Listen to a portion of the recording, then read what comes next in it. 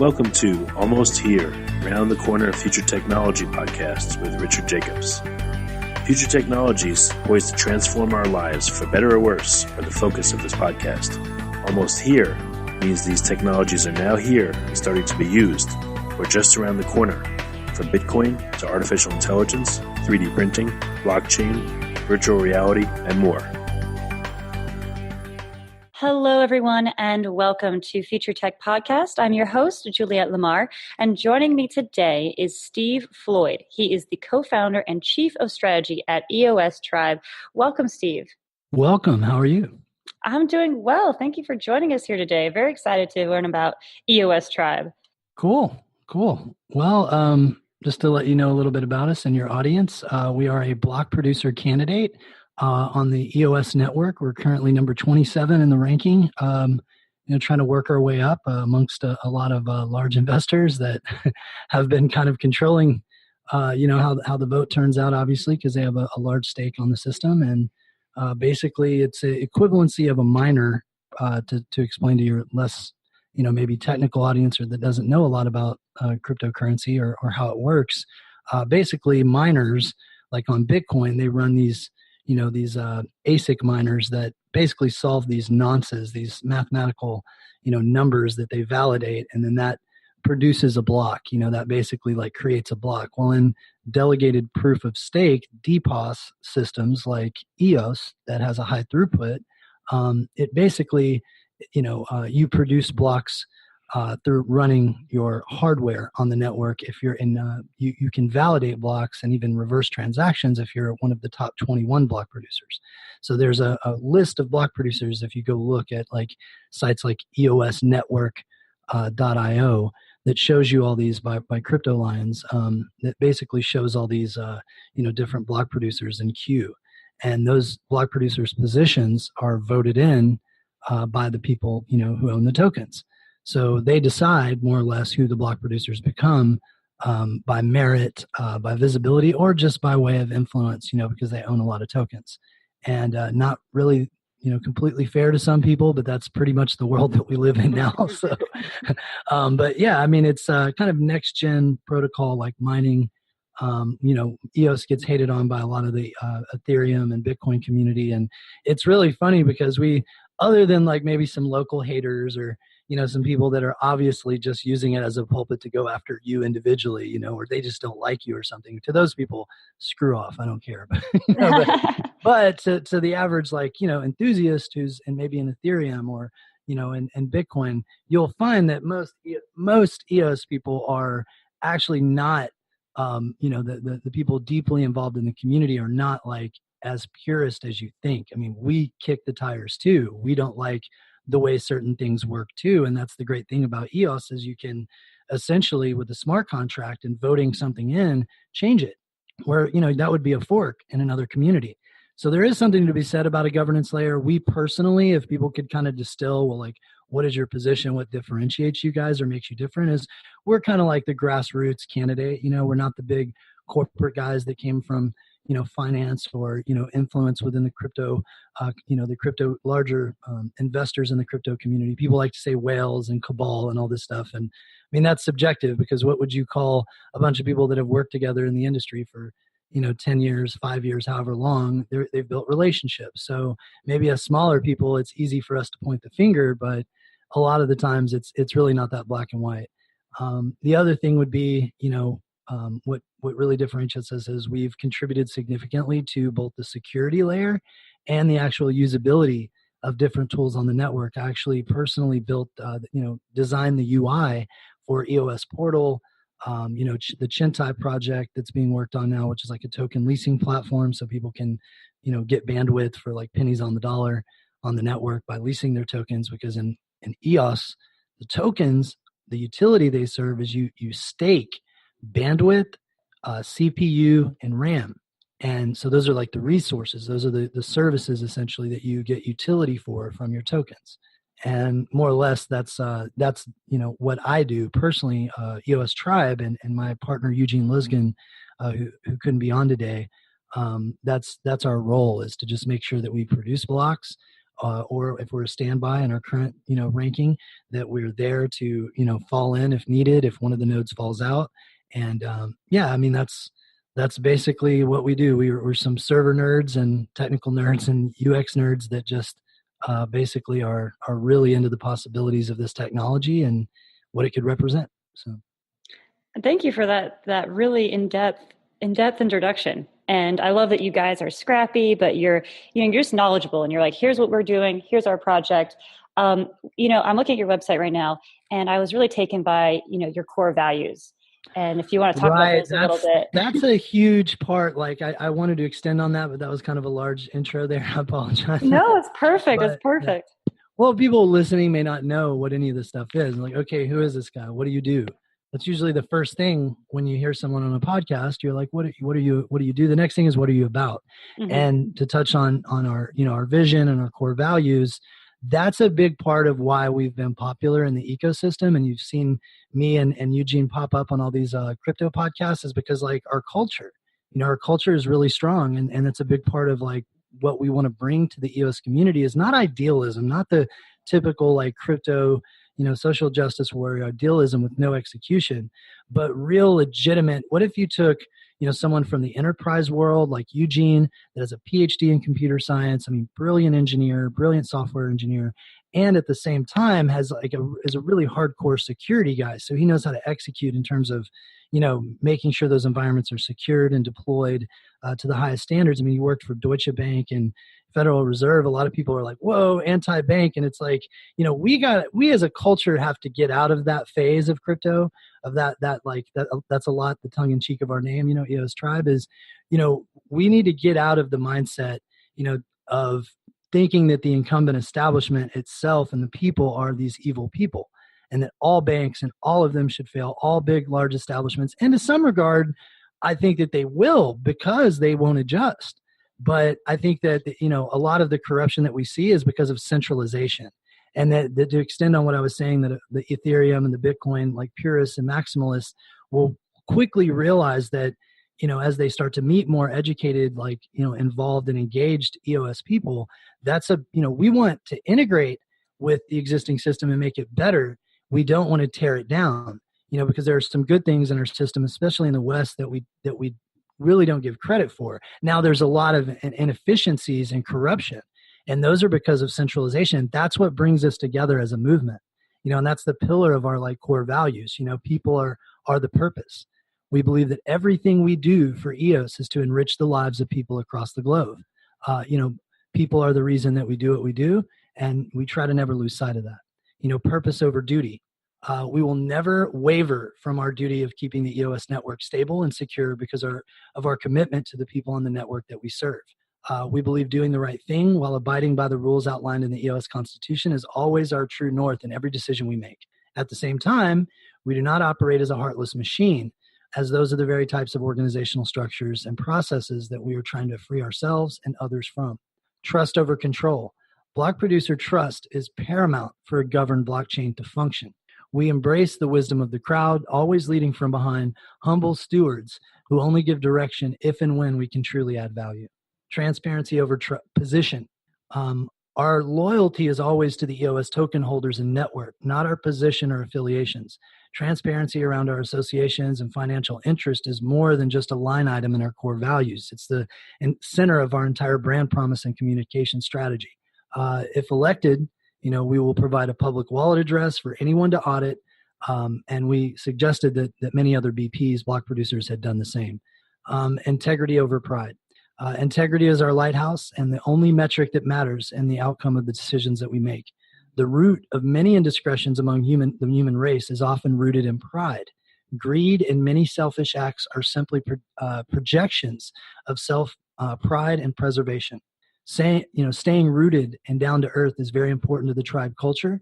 Integrity in our work, our dealings with others, and especially any and all affairs related to the EOS network are among our highest ideals. And that's not just idealism. This is a mix of what we know in startup culture. There's a lot of idealism. People are like, we're going to change the world. And, in actuality, they just get acquired, or, it was really 90% of all that is just a money play. Of course they can say that because now they're rich, but, we've made money and we've been successful outside of EOS.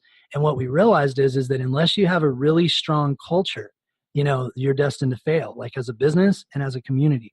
And that's it's idealism with execution. And that's what I was touching on with Eugene and myself. I'm a UX guy by trade. I do a lot of user interface design, UX architecture, and really just the larger umbrella of design strategy, business oriented UX, where I understand like how to manage a P&L and the concerns of MBAs, because I always say I earned my MBA in the streets, like running my own business, different tech businesses, my agency, my newer agency, and obviously EOS Tribe and some of my other ventures in our incubator. I've learned that, it's more about the culture you create, because that will carry you through those hard times.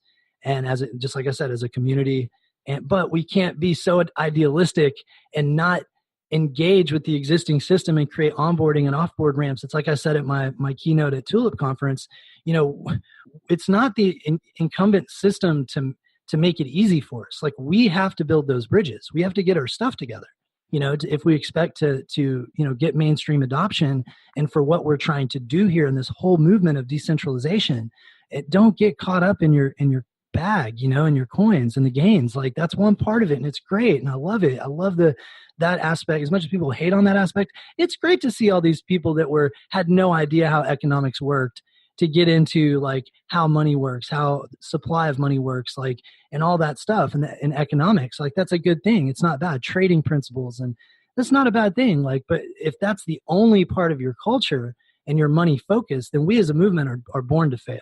And that's what we want to be a lighthouse for, to all the people out there that have made these judgments about us and think that we're just being, oh, you guys are just EOS fanboys and like EOS sucks. And it's like, that's going to be a totally different conversation in like 18 to 24 months.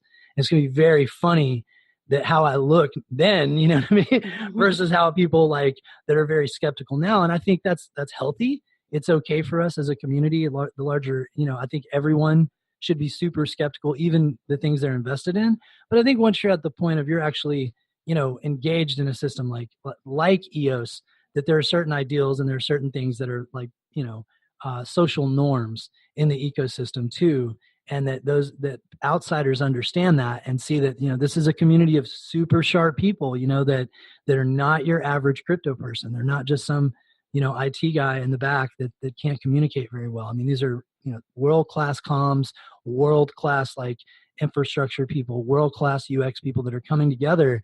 And the Ethereum community in particular should look very closely at that and not hate. Look at how to engage and create oracles and all kinds of cool stuff that could service and provide a use case to, for inter blockchain communication, and to be able to, atomic swaps and stuff like that, to be able to communicate and share value around our larger ecosystem. And I think that's the next phase. So to kind of bring it full circle, like why this, these core values, why do we choose this? Because we would like for the EOS ecosystem to be rooted in more of like how we would all, I think of your Gen Xer and Gen Y to function as a business, a little more conscious capitalism leaning, and just being aware of what we're doing and how we're giving back, in general. It doesn't mean that we can't be capitalists, but that we can certainly, balance that. And then also, of course, some middle of the road libertarian ideals. I think we're more centrist. Personally, EOS Tribe, there's people in the community that are hardcore ANCAP, like anarchists. There's people who are, just complete nihilists and are not engaged at all. They don't believe in anything. And it's everything in between. And we like to pride ourselves on being kind of middle of the road, pragmatic, and, rooted in a set of core values that a lot of people could get behind if you really look closely at what we do. And that's just to bring it full circle. That's kind of, that's what we're trying to do. And that's what we're about. So.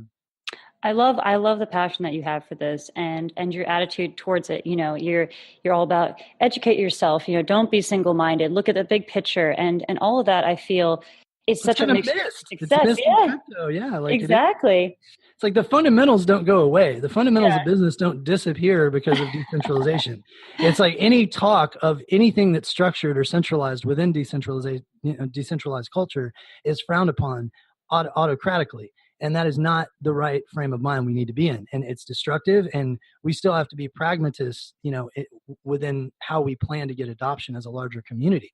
Because if we want things to be centralized, they have to pass through that common law of nature has a law of everything goes through, some level or some phase of centralization. So if you as an organization are fairly centralized in your comm strategy and you're just sharing, I've noticed this with purists, that if you even try to have a private meeting about your communications or your marketing, it's like, oh, this is too centralized. It's like, guys, you're doing it wrong. You have to plan and be strategic in a political race, and that's something that, we had people that we brought on that were asking, why are we even having a private group? Why don't we just put out everything we're talking about, every single thing, everything? And it's like, well, one, if we put that out in a public group, then our competition would steal our strategy and just steal what we're doing. I mean, that's the unhealthy side that I've noticed of there's no understanding, because these people have never done business. They're just coming in and they either got crypto rich or they're just guys working at a job. And the people who've actually run and sold businesses, have a little bit different perspective. And we need to see more of those entrepreneurs, those really sharp, experienced, seasoned entrepreneurs come into this space and do a lot of what we're doing, the same kind of stuff, and say, okay, I get it. You're right. We need to come at this professionally, but bring in some culture, that's aligned with what we're all trying to see here. And that's just a more fair, equitable world. That's all that it is. It's nothing, that's not even idealism. That's just human nature. We inherently want to do better if we could, if we weren't struggling and it wasn't the law of the jungle and we didn't have to steal or kill to survive. Now that that's all off the table, most people would say, yeah, give the guy $1, or yeah, help this person. Or if they could, if it's within their means, that's been proven over and over again, but if we get into groupthink, then we'll self-censor and we won't make progress. We'll stagnate this phases when, and part of that's the protocols. There's limitations of throughput of these protocols. So they just really can't, you go look at I think there's a few sites that show how many users Ethereum actually has, Ether, forget what it's called, but it shows how many active users are actually on these dApps, and I think it's dApp Radar or something like that. I forget, but that's a perfect example of, what you're really looking at, in terms of adoption. And people don't like to talk about that. They equate nodes with, having a lot of adoption, and that's just the network. But how many people are actually using it? Today, the top 5 games on dApp Radar are CryptoKitties, and there are 363 active users. I mean, think about that, our problem is adoption. If we don't get mainstream adoption for this larger movement, no one is going to ever come in and really pay attention to it. It will just be brushed aside like the electric car for 10 or 20 more years, and we'll just stay in this lull of speculative markets. And if we were smart, we would be trying to build utility-based markets and those on-ramps and off-ramps that I'm talking about, and integrating with the system to drive mass adoption. And I personally, my big thought pieces are all around, how user experience will drive, adoption for blockchains if we focus on it. You look at all the top companies that have done well in the stock market. They've all had a huge focus, on adoption and UX. That's all they really focus on: user acquisition and UX, like a laser beam. Apple, totally user experience first company. They did very well. They've gotten a lot of adoption by doing that. So that's the biggest point I'm trying to make for this whole segment, is just, think a lot about that. That's a big part of our value add to the community and to the larger crypto community. We just happen to be starting with, EOS because we believe in it philosophically, but we're going to branch out and be on Ethereum. We'll probably be on, we'll do some Bitcoin stuff with some zero knowledge proofs there's a lot of projects that we'll do over the years, but that's, we're just starting over here in the EOS world because it has the best chance for adoption. You'd have, 40 times, guys, 40 times the transactions of Ethereum right now. And it's just the mainnet launched 2 weeks ago. Screw the governance, screw all the constitution stuff you guys don't care about. That's fine. We do, but you don't. That's fine. But think about the throughput and the social decentralized applications you could build on a platform like this. And I'm not just being a shill. I know the technology. I've dug into it. I've studied it for 6-8 months. And I'm a believer from the Steemit community. I saw the potential, realizing that, wow, this is like a social app built on a blockchain.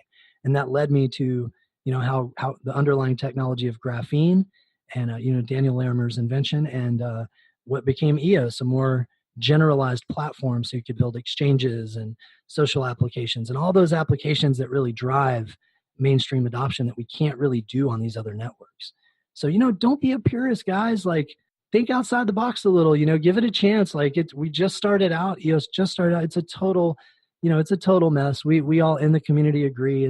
We're just finding our bearings, just like the DAO hack with Ethereum, and you guys are finding your bearings. We're going through that phase now, and just allow us to do that. Like, allow us to stumble and be nice, like start with being nice to the average EOS person and then say your criticism. A lot of us are taking a lot of flack and haven't been getting much sleep trying to get this thing, live. And, that may be a part of, why you get what you get. You get a little tierceness, or you get a little people being a little flippant, in their responses. And, that's not what, me personally, and I'm guilty of that myself, responding and being quippy, to people who are just haters and being negative towards the platform. But we know that. We know our shortcomings and that we've got a lot of stuff to fix, and nobody involved would say otherwise. But just focus on the adoption, and some of those points I was touching on, and that we're all together in this. We're all trying to have a more decentralized world, so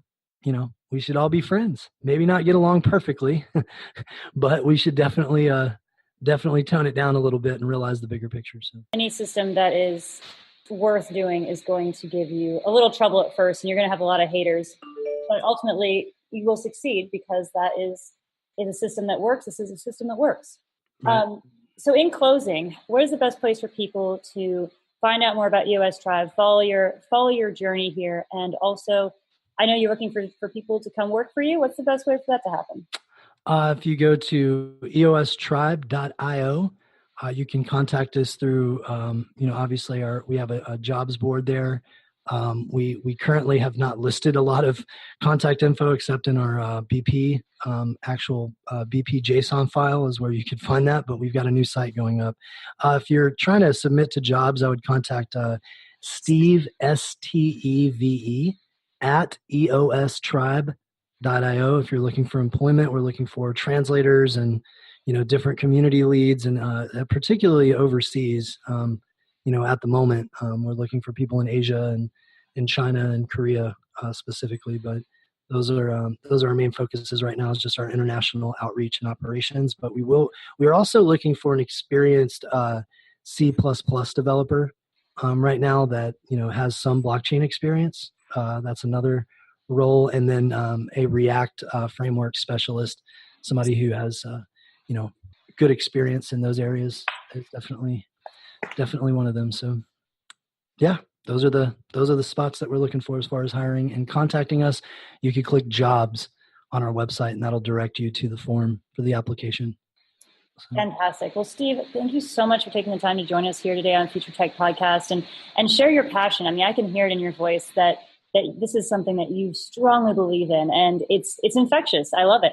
Right. And just everybody out there, go get go look into EOS as a project, look into the white paper, and, maybe look past the current shortcomings, and just engage an EOS head, that knows about it, not just a speculator or someone who's just investing like you. Like, talk to someone in the community or a block producer and ask more about it and learn about it, because it's a really cool system. It's liquid democracy, and that has a lot of potential. These systems, these DPoS systems with a governance layer, have a lot of potential, and we just hope that the other side of the crypto sphere gives us a chance and, hears us out and engages with us and sees the potential. That's all we're trying to do. So.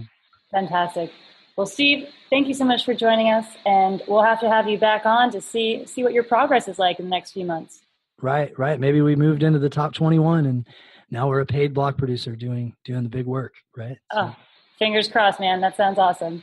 Well, that is Steve Floyd. He's the co-founder and chief of strategy at EOS Tribe. You can find them at eostribe.io. Thank you all so much for tuning in. This has been Future Tech Podcast with Juliette Lamar. You have been listening to Almost Here, a Around the Corner Future Technology podcast with Richard Jacobs. Subscribe to this podcast, post a review to discover more future technologies that are poised to transform our lives for better or worse, such as Bitcoin, artificial intelligence, 3D printing, blockchain, virtual reality, and more.